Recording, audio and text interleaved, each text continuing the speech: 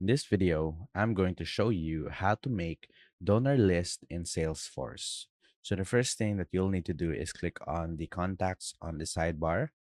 And once you've clicked on the contacts, choose the My Contacts on the edit right here, or the drop down icon, and you will see all of your contacts right here. Next thing that you need to do is go over to the list view controls on the right side, click on it, and click on new. So this will create a new list view, which we will name donor list, and also name that list API name.